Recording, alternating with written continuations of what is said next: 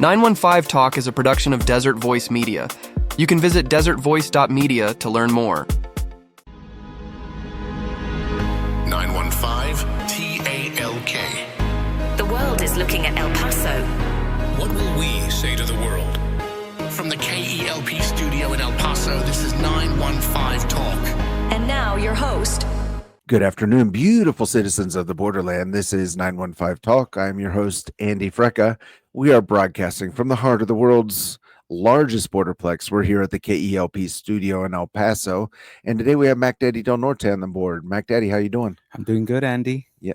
And we continue on this educational journey. Yes, sir. Yeah. So we've learned about science. Yes. We've learned about medicine. Medicine. Oh, personal finance. Oh, yes. Yeah. Personal finance. Yeah. We had the good people from Truvise in, and we talked about all that. We have a lot more to learn about that, I think, in the coming months. Yes. We've learned about business insurance. Yep. But one of the things that we always try to come back to is each and every month we try to learn a little bit about our borderland history. Yep. It's a rich history. And one thing that is interesting to me is I know very little of it because I spent most of my life elsewhere. Mm-hmm. But I think a lot of people who have lived here their whole lives also don't know that history. Yeah, exactly. and that's why it's important for us to learn. So today we're going to be learning about Jewish immigration to El Paso. Do you know anything about that, Mac Daddy? Oh, no, not at all. Okay, so I hope you'll be taking notes and listening carefully. Yep. The second part is a very obvious and large part of El Paso history. That's Pancho Villa and the Mexican Revolution. Mm-hmm. What do you know about that, Mac Daddy? Nothing at all. See, there we go. There you go. Case in point. A true son in the borderland. Our guest, I could see him. He's shaking his head. A true son in the borderland who doesn't know this huge part of history. And it's interesting because I'll be talking to people and they'll be like, oh, you know, Pancho Villa and the Mexican Revolution. Mm-hmm. And I nod my head and act like I know. But actually, I don't. Wow. And the great part about my life is I can just confess that openly because I can tell you all kinds of things about European, Russian history. Right. I could tell you about Ohio history, but it's been fun to learn as a newcomer about borderland history. So we have with us again the person who artificial intelligence has told us is the best person to talk to about borderland history. And he's super fun to talk to, lots of stories. I hope for those who are tuning in now that you'll stay tuned. If you missed our past programs with him, you can go to desertvoice.media and look those up. We talked about all kinds of fun, crazy, and important things, from how Donovan Park came to be, who Donovan was. We talked about a cannon and his journeys all around our part of the country. Mm-hmm. So many things to unpack. So without further ado, wherever you are, let's give a very warm borderland welcome to the one, the only Sergeant Bernie Sargent.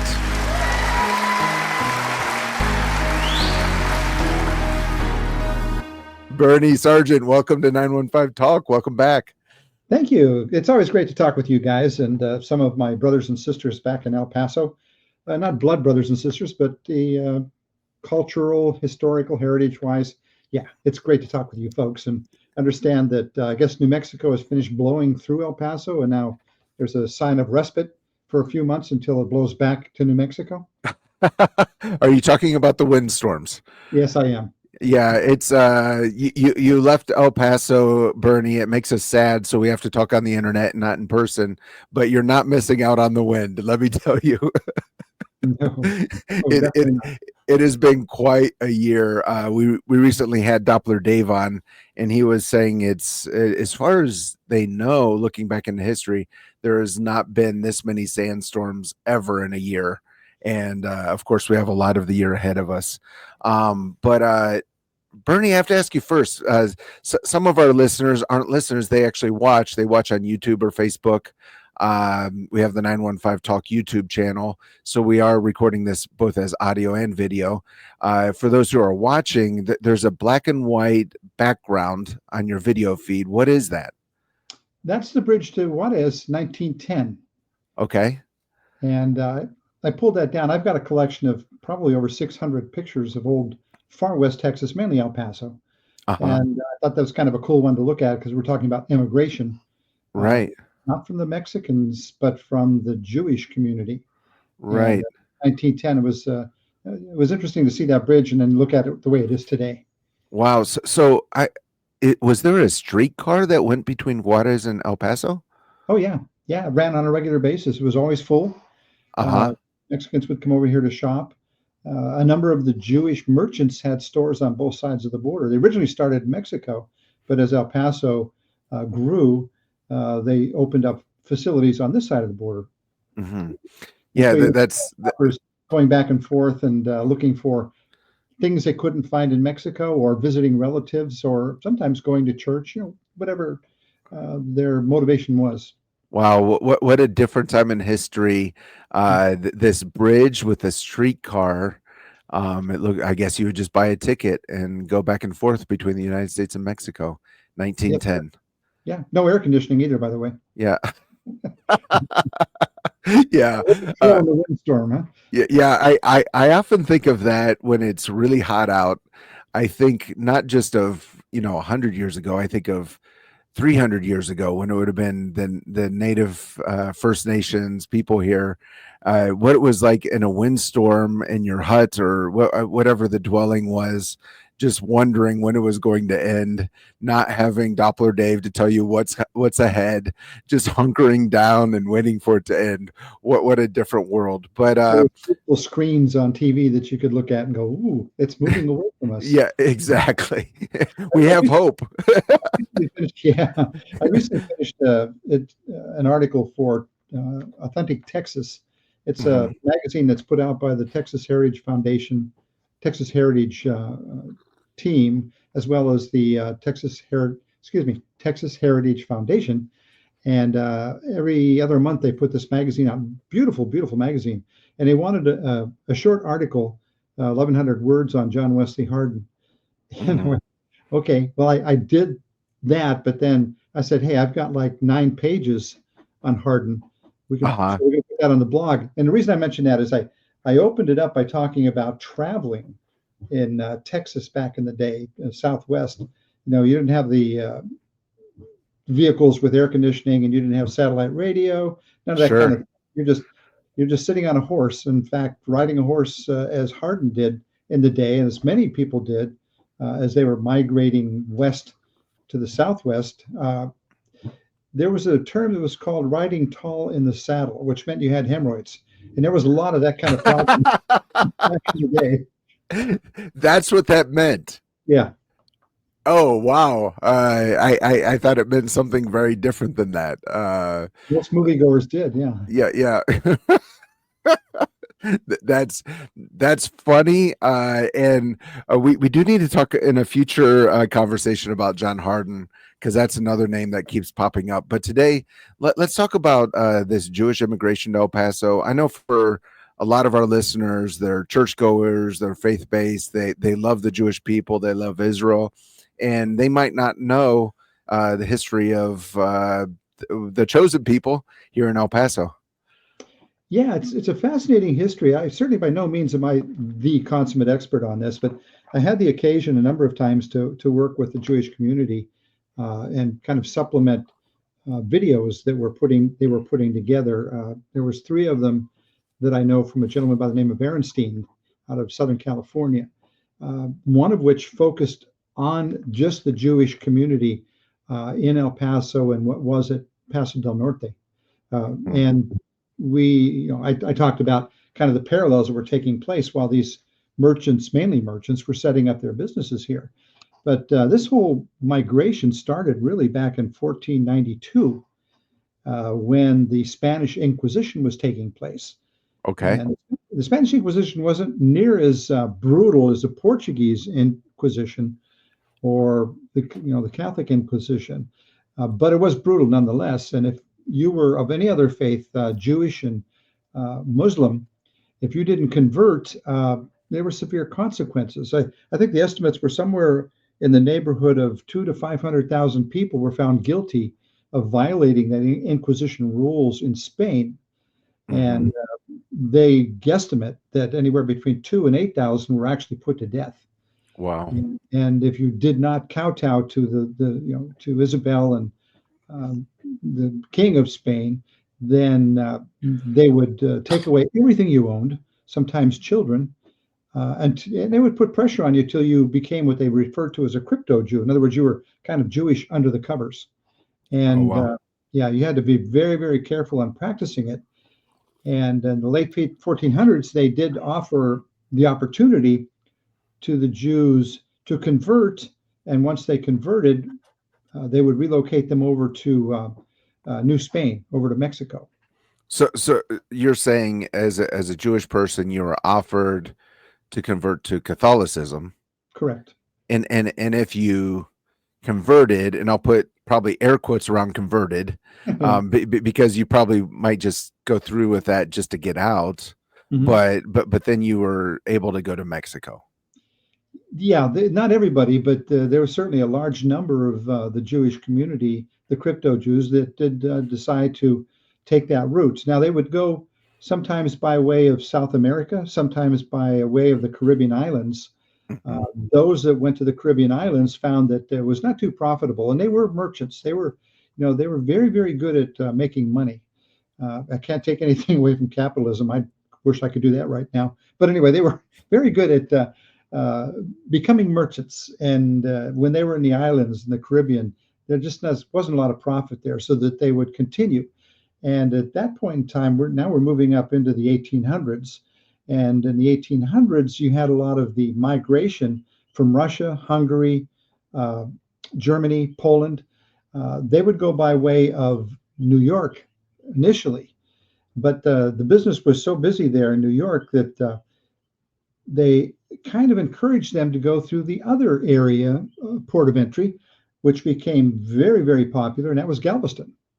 Okay. And, Galveston was actually had more what we would have called today billionaires than any other city in the country at the time. We're talking prior to the hurricane of 1900, but it was a very affluent community made up of all kinds of different races, creeds, and colors. And the Jewish set up a lot of businesses down there.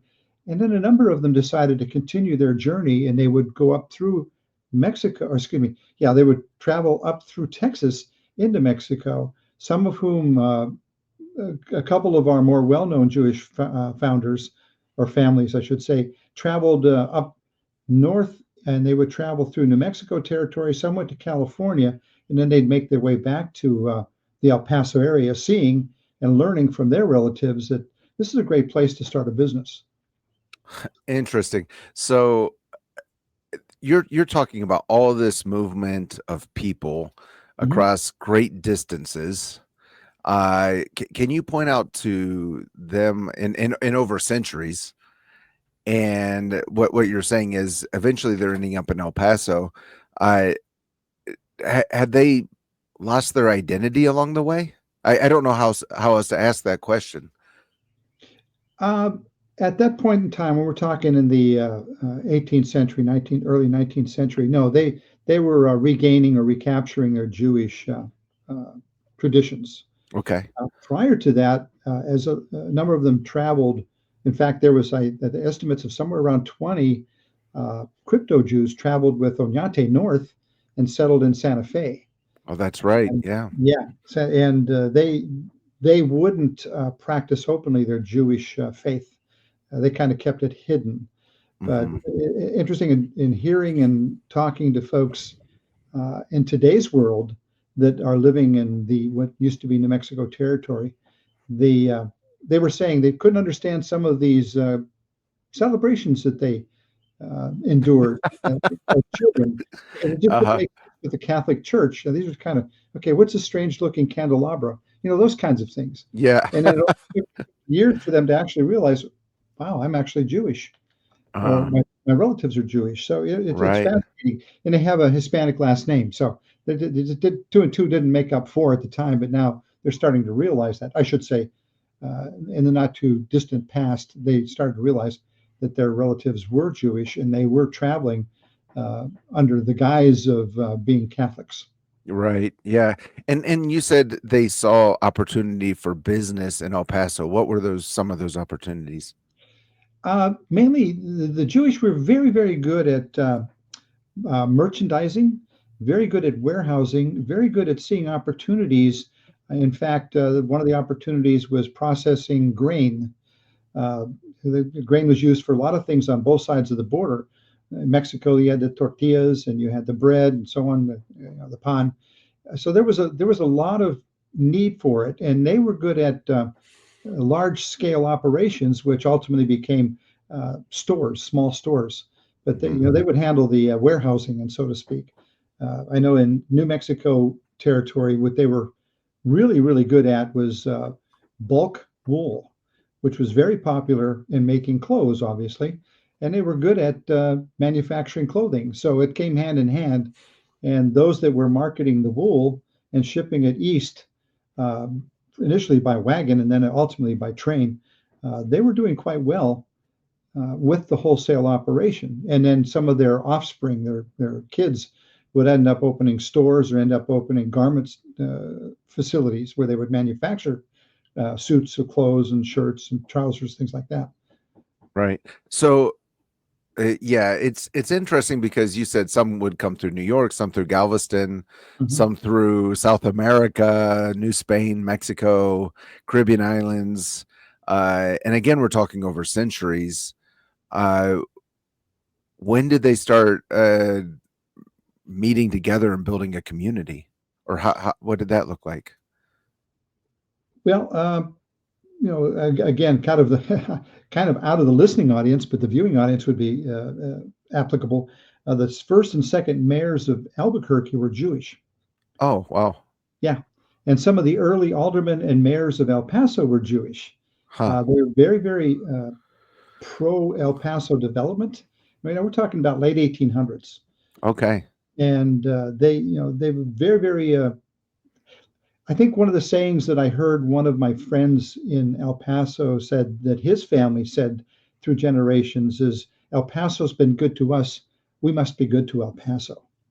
That's interesting. That's a kind of a theme I've heard multiple times on this program.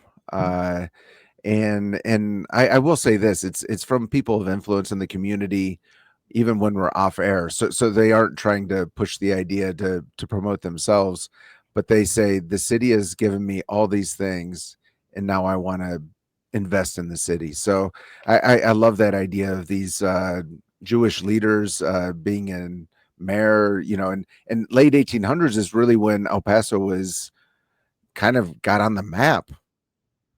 Pretty much so. Yeah. It was here.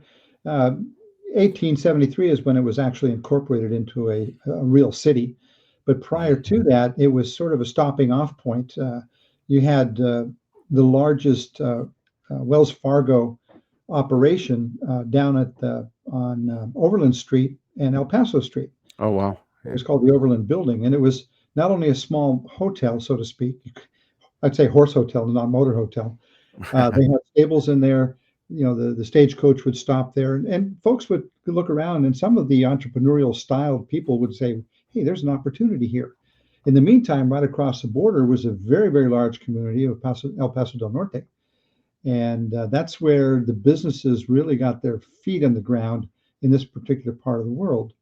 And so then from 1860s, so to speak, when Fort Bliss really entrenched themselves in the area and offered opportunities for businesses with the soldiers, things started to really materialize. And in 1881, when the train came in for the first time, and within a year and a half, you had probably around 6 different rail lines coming into El Paso. It became a hub, and it was such a big hub that the federal building, trying to think of the name of the term here, that federal offices set up a facility here, and they printed money here for a short period of time, and because the trade was going on with Mexico and South America. So it was a place to go to, not through. Right.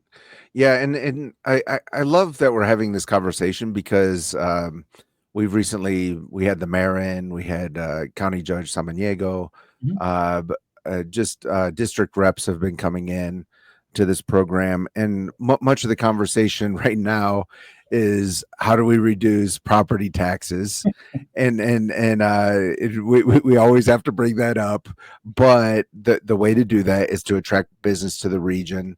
And really what the city leaders are trying to do, or appears they're trying to do, is kind of revive what El Paso once was.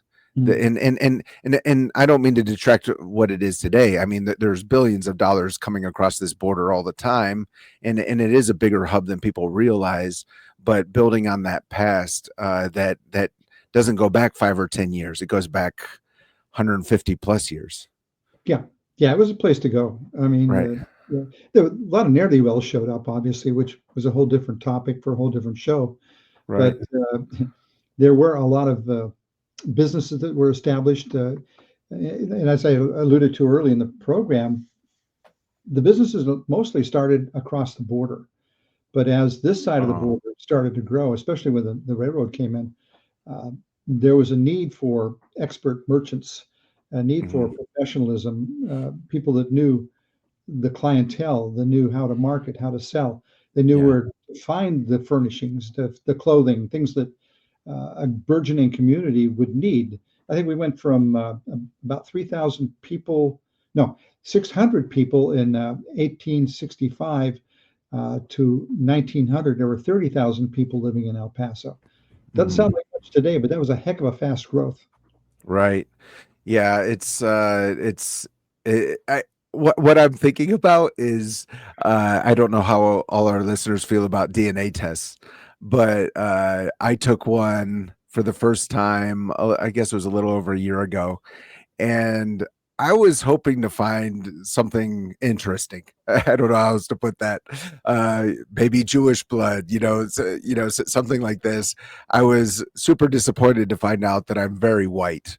I'm like the whitest guy. I mean, I had this yesterday, surgery on my arm. So right. Yeah. Being really white and having those little cells come out. Right. As a matter of fact, I was whiter than I thought I was, because it was like Swedish and Scottish, and anyway, super boring.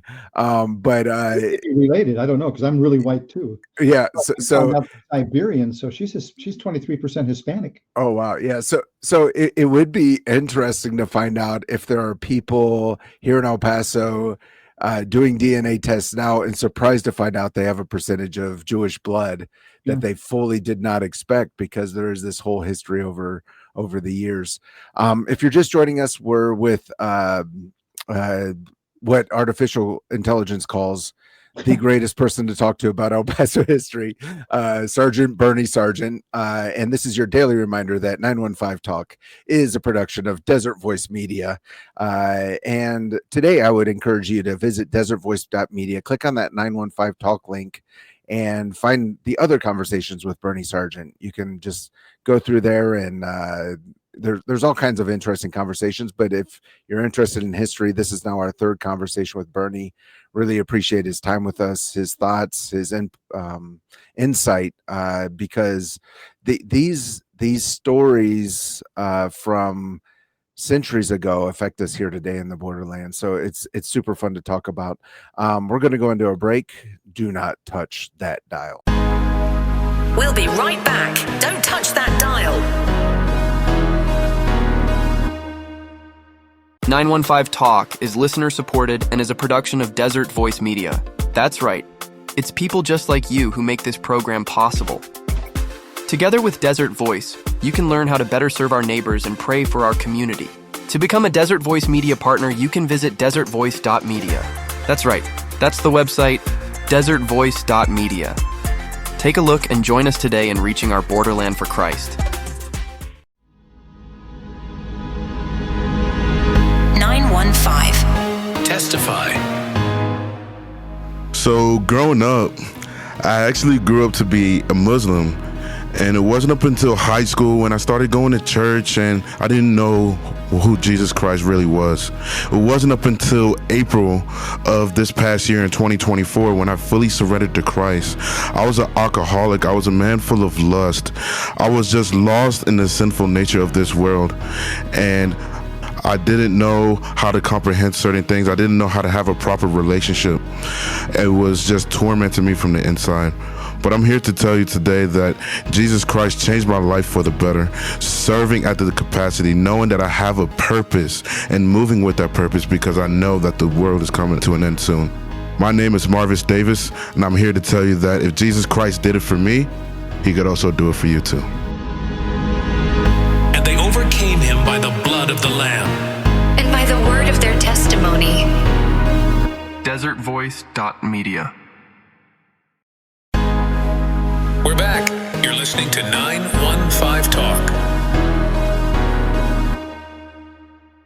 And we're back. You're listening to 915 Talk. I'm your host, Andy Frecka. We are with Borderland historian extraordinaire, Sergeant Bernie Sargent. The best part about watching this on YouTube is you can see Bernie shake his head every time I say something like that. But super fun conversation. We're talking El Paso history, Borderland history. We've been talking about the Jewish immigration to El Paso, and I know, Bernie, you have some more thoughts on that, but then we're going to be talking about the connection between the Jewish immigration and Pancho Villa. So where are we at in the story? Okay, you had asked early on about how they were so successful, and what really kept them heads above the rest as far as merchants go. One is there was a strong ability for them to speak more than just one language. They would come in from Europe speaking whatever, Polish, German, Russian, but they would pick up the English language very quickly, and then they would also be able to speak Spanish. And it was an interesting combination of talents that they had. They were good merchants because they could speak the languages and they knew how to be good merchants. So that was kind of a cool thing to know about the early Jewish settlers, or European in general, were much more adept at learning different languages than us gringos here do now. Yeah, I do believe that knowing multiple languages is definitely an advantage even today in El Paso. It pains me that the second language that I know seems to be completely useless. Here in El Paso, Russian has not proven to be useful, but it is fun to learn. Yeah. I learned a little bit of Japanese, and obviously my wife and I worked in Mexico for over 30 years, so we picked up quite a bit of Spanish or Mexican. And I had good friends when I was growing up in Pennsylvania who were Italian, so I learned a lot of really bad words from them. But none of this stuff really does me any good now. But anyway, it's a talent. I wish I had that talent to be able to pick up the languages and speak, even Russian. Right. It would be it's phenomenal to be able to do that. I've got a good friend of mine here that's helping me with some video programming. We're doing a series of history, 2-minute history moments on Montgomery County. And he lived and taught in China for 9 years. And he's got a real beautiful Chinese wife, and they got a great daughter, and they all speak Chinese together and English too. So, and that's another thing too, if I could just throw that out there very quickly. What excites me about the early immigrants is their desire to meld with the community of the United States of America. We didn't see that so much. We don't see that near as much now as we used to see it. My relatives being from the Austro-Hungarian area, Poland and so on. The only time they didn't want us to hear something, they'd revert back to their language, and then that was it. So we never learned the language. So it's a good thing. Now, you mentioned Pancho Villa. I found it interesting that Pancho, during the period of the revolution and just prior to it, he was trying to find solace. He was trying to find support on this side of the border because he knew that there was a lot of money, and if he could, people would sympathize with him, they would support what he was doing. And he had actually garnered the support of one of the Jewish merchants who put him up and let him live for a period of time. Some say 8 months, some say 11, in one of the upstairs apartments over his store. And Pancho would buy the uniforms and clothing for his soldiers and his ladies from this particular merchant. And it continued that relationship. Plus, there were a number of merchants that sold ammunition and supplies, firearms, and so on. And Pancho would buy from them. They had facilities here, plus they had one over on the border in Columbus, New Mexico. And one of the stories that come up are the reasons for Pancho to invade Columbus when he did was that he was upset because he got burned by this merchant who happened to be Jewish, which later years we found was just a fabricated story that was used to justify his reason for coming and crossing the border and coming to the United States. But he did buy a lot of equipment and so on from the Jewish merchants and other merchants too. But the Jewish were the predominant merchants of El Paso until the Washington, D.C. said that thou shalt not support any faction of any part of what was going on across the Rio Grande. And that terminated that whole thing, which didn't make Pancho very happy either, because all of a sudden his supply was cut off. So Pancho was buying supplies from Jewish merchants here in El Paso. Mm-hmm. Yeah. And so I have to ask the very dumb and obvious question. What was this whole revolution all about? Power. Okay. I think some people think it's about religion. No, it's more. I think personally, it was more about power. You had the federales who wanted to maintain power, and they were very, very power hungry. I mean, as evidenced by the fact that when they didn't like the Constitution of Mexico, they just changed it, and didn't have to go out to the public, or there was no vote to be taken. Most of your administrators in Mexico were in strong support of the federal government, and thereby they had kind of a authoritarian control over the country of Mexico. And occasionally the Catholic Church would gain some strength, and they would kind of step on that too, because they would realize that the priests were garnering more support than they should. But they wanted to maintain power. Pancho Villa and his revolutionaries wanted to take that power away initially because they felt that the common people were being taken advantage of, which was very, very true. But I think that as time went on, they also felt a little bit power hungry, because you had a faction of revolutionaries that didn't agree with each other. So who were the federales? Who was over Mexico at this time? Diaz was the president at the time, and he was overthrown, and he was replaced by Francisco Madero. Okay. Madero was a little short guy with a squeaky voice. They called him the mouse. And he was the president, but the folks didn't really like him all that much. But he had sort of this idea that maybe they could work with the revolutionaries. And in fact, when he was in Juárez during the Battle of Juárez, he was on the far west side of the mountains there that split Juárez, and encamped over there. And he had given orders to Pancho and one of his other commanding generals, don't attack the Federals in Juárez until I tell you it's okay to do that. He was trying to negotiate a peace. But Pancho and the general said, I think we have an opportunity. So while Francisco Madero was sleeping, they decided to attack Juárez, and they did defeat the federales and take control of Juárez. So essentially what I'm hearing is Pancho Juárez was not Pancho Juárez. Pancho, that's someone different. But Pancho Villa was saying taxation without representation is unfair. And then he did the Rio Grande tequila party where they poured the tequila into the Rio Grande. And we're trying to overthrow the government because it had become I don't know, corrupt, or just overextended its power over the people. I think a little both. Ironically, when Francisco Madero was put before a firing squad, they had for a short time they wanted Pancho to be the president. He really wasn't interested in being the president of Mexico, although he liked the power. And so that conjured up a whole fiasco down in Mexico City. An interesting thing, a few years ago, I got to travel down to Juárez, Mexico, which is kind of southeast of Chihuahua. And that's where Francisco Madero and his family were from.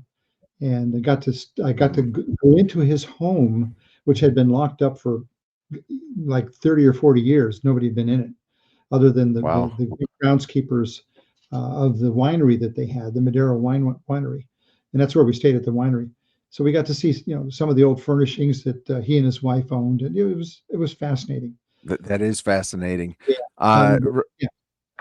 Yeah. So Pancho Villa, where did he start this revolution? And then he came to El Paso, I guess, just so he could build up strength and not be under attack constantly. Well, for a short period of time, he was over here trying to negotiate. He needed support. He needed money. He needed ammo. We needed money to buy ammo. They needed a lot of things for his revolution. So he'd come over here for that. But when the U.S. government said that thou shalt not support, he would occasionally sneak across the border and meet with some of the people that supported his efforts, the efforts of the revolution. And in fact, it was interesting. I had an occasion to talk to a very senior citizen about 35 years ago. And our group that we had there, the reenactment group, we were doing a little show for this retirement home. And this little lady said afterwards, she goes, "I need to talk to you." So I said, okay. So I went over and sat next to her. She told me the story of when she was a little girl. And trust me, she was over 90 at the time. So she said she went downtown, and there was always this gentleman with this brown sort of safari-looking outfit on, and like the pith helmet that you see in the movies. And he was feeding the pigeons, and he had one pigeon under his arm, and he had a little rawhide bag, and he'd pull seed out and he'd feed the pigeons. I always thought he was just a really, really nice guy. When I got home and told my mommy about it, she said, "That's Pancho Villa." And what he had under his arm was a carrier pigeon. So he was flying messages across the Rio Grande. Wow. Yeah. So it is fun to walk around downtown El Paso. I enjoy doing that. And you see these different, I don't know what you call them, plates on houses or on buildings, and saying Pancho Villa was here. He ran the Mexican Revolution from here. What would cause people on this side of the border to support him? Was it ideological, or was it they saw some business opportunities, or what was that about? I think both. Ideology is one. They thought that they saw that the people were being oppressed, and they say Pancho is kind of a savior of the oppressed people. And then they also saw a financial opportunity by supporting the revolutionaries. If they were to garner leadership of Mexico, they might be able to set up businesses unencumbered in Mexico. And so there was that the opportunists were looking at those kinds of things. And then there was also the folks that Pancho would pay that were very good at firing cannons and shooting machine guns. You would see the mercenaries in movies now. That occasionally comes up. And they got paid generously for their support and their talents in helping him out. Right. And you mentioned his, shall we call it, incursion into Columbus, New Mexico. Yeah. And when you told me that, I was reminded my son-in-law's father is from Mexico City. He told me that story, and he said, this is the only, I think he said something like the only successful invasion of the United States by a foreign force, which may or may not be exaggerated, but what was that incursion again? Because I don't think I'd call it successful. He lost a lot of his men. Okay. Totally surprised by the machine gun. Had no idea it was set up. And kind of made a mess of it. Yeah, it was not a good result from what he was trying to do. Right. In the United States. And there's another little side story. One of these gentlemen I got to meet while we were doing the radio show years ago was a gentleman from Germany, and he had been going to school at University of Arizona in Tucson, and he was ready to write his thesis. And he asked the professor, he said, "What should I write it on?" He goes, "Well, why don't you write it on the German influence on the Mexican Revolution?" Okay. He had no idea there was a German influence on the Mexican Revolution. There was. Germany had aspirations of grandeur back even in those days. And they had set up a number of spies in Mexico, and they were supporting the revolutionaries because they felt once they took control, then Germany could take control of them, much like what France did with Maximilian. And so they had quite a network of spies in Mexico. And this gentleman went back to Germany, and ironically, his family owns a castle. They call it a castle. I would too.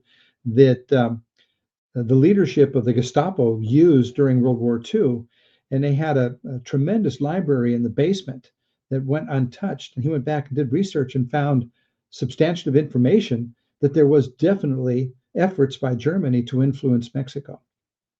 Wow. And so at that time, what I'm hearing you say is there was a lot of focus from around the world on Mexico. Yep.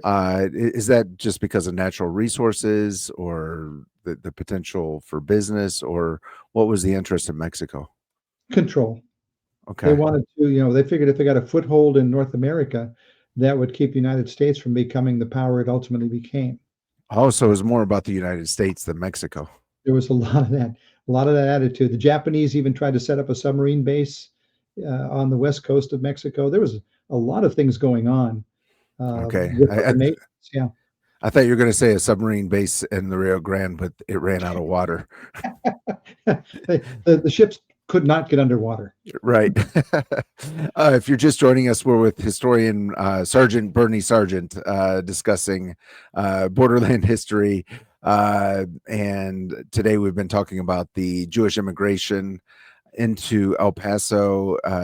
Interesting. It started in 1492, the same year that we all learned in school that Columbus sailed the ocean blue. But it goes over the centuries. New York, Galveston, the Caribbean islands, South America, and these Jewish families finding what I would call rest and success here in the borderland. So super fun to talk about. We're talking about the very big and obvious story in El Paso history and Mexican history of Pancho Villa. I have unashamedly shared my own ignorance on the subject. So we're learning a little bit together. We're about to go into a break. Before we do, I do want to give a shout out to Caring Companions. If you have an older relative who needs some support, they do dementia care. If you need someone to come to your house just to give you a hand, maybe just so you can take a break and get out, check out caringcompanionsep.com. I have some friends who use their services. They speak very highly of them. Again, it's caringcompanionsep.com. Really appreciate their partnership with this radio station and ministry. We're going into a break. Do not touch that dial. We'll be right back. Don't touch that dial. Are you looking for a Bible teaching church on the west side of El Paso? This is Terry Gray, pastor of Calvary Chapel Sun City and speaker on the Summons broadcast heard each weekday at 5 p.m. here on this station. Calvary Chapel Sun City is located at 960 West Borderland Road on the west side of El Paso. We hold services on Wednesday evenings at 7 and on Sunday mornings at 9 and 11. You can find out more information about us on the web at www.ccsuncity.org. The Lord bless you, my friends. Hey KLP listeners, this is Pastor Terry Gray of Calvary Chapel Sun City on El Paso's west side. I want to invite you to join me at a new time at 5 p.m. Monday through Friday right here on KELP. If you're driving home at 5 p.m. or doing work around the house or getting your evening started, I invite you to join me as we go through the Bible, chapter by chapter, verse by verse. There is nothing more valuable than the Word of God, so let's invest our time in learning more about it together each day. That's our Bible study program, Summons, each weekday at 5 p.m. right here on KELP. We're back. You're listening to 915 Talk. We're back. We're with historian Bernie Sargent discussing Pancho Villa, the Mexican Revolution. And I'm asking the very big, obvious, dumb questions. But as we learned at the beginning of the program, Mac Daddy Del Norte didn't know anything about this. So, Bernie, what I'm going to ask a dumb question. Was Pancho Villa successful ultimately with the revolution? No. Okay. No, he was not successful. I think people just got tired of both factions fighting each other. It just didn't. It wasn't working out, and then ultimately he was ambushed and killed in his hometown. But yeah, it's kind of a sad commentary that initially he started out impacted mainly. In fact, if you go back to his very early childhood, that he was impacted by the landholder that his family worked on in Mexico, had raped and pillaged the family, so to speak, and that was kind of the foray of him moving into what he became, kind of a revolutionary, because he killed the assailant of his, I believe it was his sister. Wow. So, Did he come from a wealthy family? No, they were working class. Interesting. So this working class young man starts this major revolution. How long did the revolution last? Because you said people got tired of it. Yeah. Probably 1911, excuse me, to about 1917, más o menos, more or less. Okay.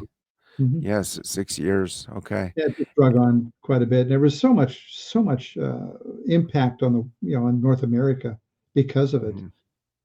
In fact, one little side note too, if you go down to, I think it's Leon Street in Chihuahua or Duranguito, there's a house down there that his brother-in-law occupied, and he had hidden a lot of money and jewelry in that house. And a good friend of mine had bought that property, and he's restored it. And it's really great. If you can get a tour of it, it's fantastic, because he is kind of simulated the flooring being cut open by the federal inspectors when they noticed that kind of unusual. You'd have a large safe to be delivered to a home like that. In the day, why would they want a big safe in there? So they actually went in and busted into the house, opened up the safe. They found jewelry and $600,000 in there, something to that effect, and that became, it's known as Pancho Villa Stash House. Yeah, I did all of my research for this conversation, because I like to learn from the together with the other people who don't know. Is I did a Google search, Pancho Villa, and I read the first few lines of the Wikipedia article. But it was interesting when I did that search. You know how Google will offer other search ideas. The Sure. second one was Pancho Villa Stash House. Stash House, yeah. So that was a big part of that whole story. And I picture, that time in El Paso. So how long was he openly in El Paso, and then how long was he needing to sneak in and out? Just roughly. Probably openly maybe 7 or 8 months, and then it was Okay. sneaking in and out for a couple of years. Okay. He once Yes. dressed up as a priest and came across the border. There's all kinds of stories on how he would come into El Paso. That's so interesting how it feels like history repeats itself, or the same narrative continues, but in a different way. And what I'm getting at is, I'm sure there was all kinds of spy, cloak and dagger activity going on. The U.S. watching him, the Mexican authorities watching him, and you think now of all of the governmental federal agencies in El Paso watching what's coming in and out. Especially people that speak Russian. One more quick story too. Interesting story. Yeah.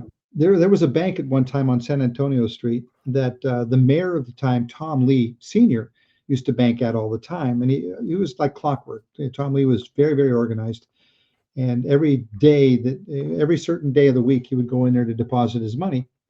And Pancho hired a sharpshooter to climb the building across the street, kind of kitty corner from the bank, and shoot Tom Lee, because Tom Lee was very much not in support of Pancho Villa.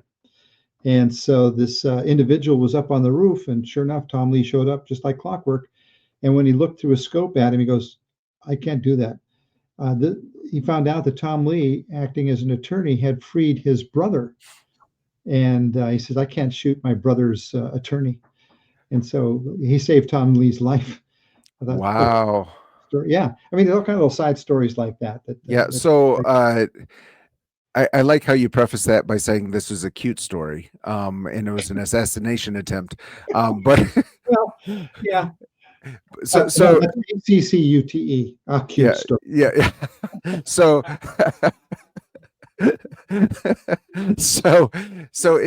I'm trying to get a sense of who this guy Pancho Villa is, and that tells me something. He's trying to assassinate the mayor. Mm-hmm.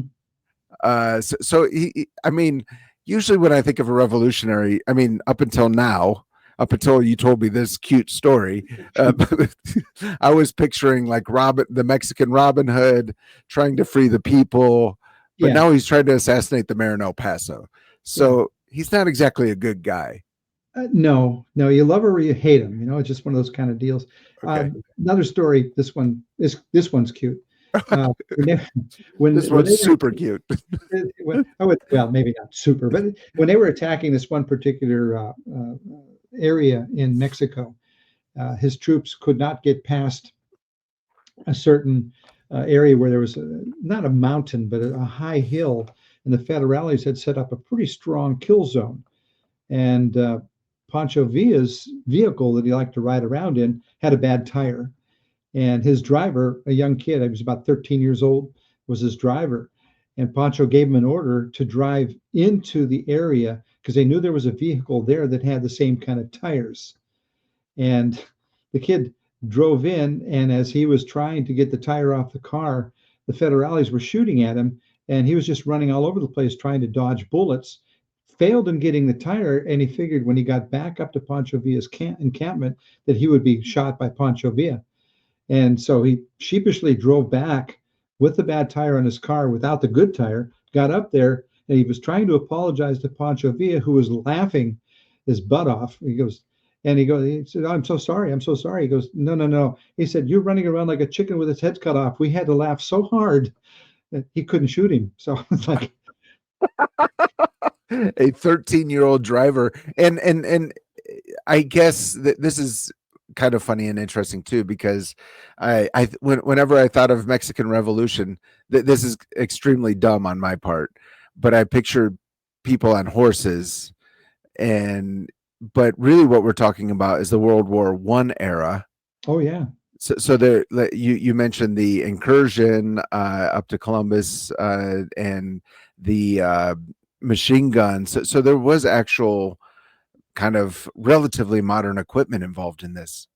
Well, that's another story too. That was just the World War I was going on in Europe, and we sent somewhere around 50,000 troops into Mexico to find Pancho Villa. We did not, but what we also did is we flew the old Curtis Jenny biplanes in there, which were really they didn't function too well in Mexico with the dust.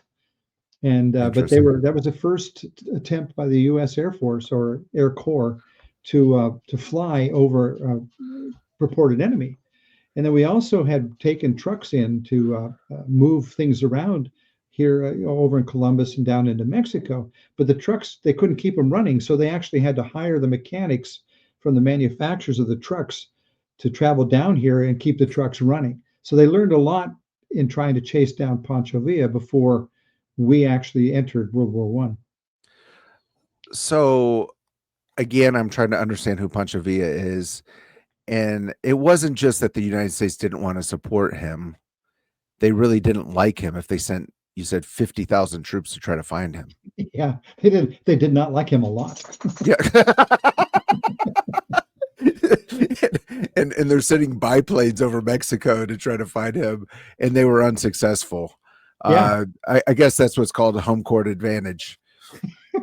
Very much so, because on a couple of occasions, he was only less than a mile away from where they were, but they had no idea. Yeah, and I think there's a certain advantage to having a driver who's 13 years old. Use that chaos theory. There's no discernible pattern, and anything could happen. You could be anywhere at any time. Don't dare stop. Yeah, exactly. So when you look back at all this, this has been fun to talk about. But what would you?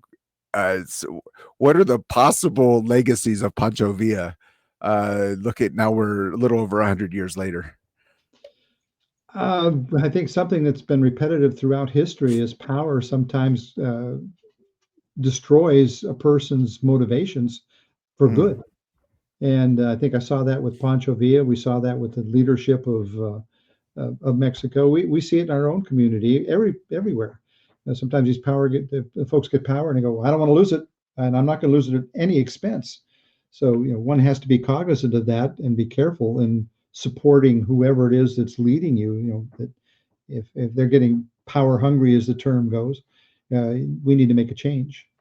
So what you're saying is, I'll do a scripture reference here, but he started off in the spirit, but completed it in the flesh. Like he started off good, but turned bad. Is that kind of what you're saying?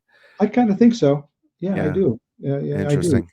Yeah, but and he met his demise by people that didn't want to lose power. So it's kind of a strange, it's sad. It's sad, but we need to learn by history. And I think if anything can be taught in any of the discussions we have is learn by history. Don't replicate it. It just it doesn't work. It didn't work before. It's not going to work again. And I can do it better. Not necessarily. I love just hearing about this. Of course, just the colorful history, but also the really what's a sobering reminder that we can start off good but end poorly. And that's what you're saying is really the story of Pancho Villa. Yeah, and quite honestly, as I mentioned earlier when we started, is that there are people that are much more expert at these specific pieces of history than I am. What I'm trying to do is share a lot of what I've learned over the time and have been able to retain with notes and with my feeble little California educated brain and share with people. I mean, you say stupid question. There's no such thing as a stupid question. It's we have to learn. We have to ask questions. Sometimes you think they're stupid, but and we may laugh at you, which I can do freely. Anyway, it's just something that we have to adapt to. I mean, the only way you're going to learn is ask questions. And it's fun. History is great fun, and I've enjoyed sharing the history I have with folks now on both sides of Texas. Yeah, love it. Today we've been with historian Bernie Sargent. We talked in the beginning of the program about the Jewish immigration to the borderland. In the second part, we were just learning a bit about Pancho Villa, and always love having you in, Bernie. Would love to talk sometime soon about John Hardin. Sure. Can we do that? Absolutely. Okay, that's great. When I wanted this article for Authentic Texas, I said, well, we want to talk about John Wesley Hardin. And they pointed their finger at me, and I went, okay. I played his role for 20 years. I got killed quite frequently. So after a while, through osmosis, you tend to learn a little bit about him. But over the years, I found out an awful lot more about him and all the influences and the end result of things. So I'd love to talk about it. That's a good show. Super fun. And part of this program is just us learning to love our city, love our community, and learning history is part of that. So as we always say, let's learn to love our city, love our neighbor, and give God all the glory.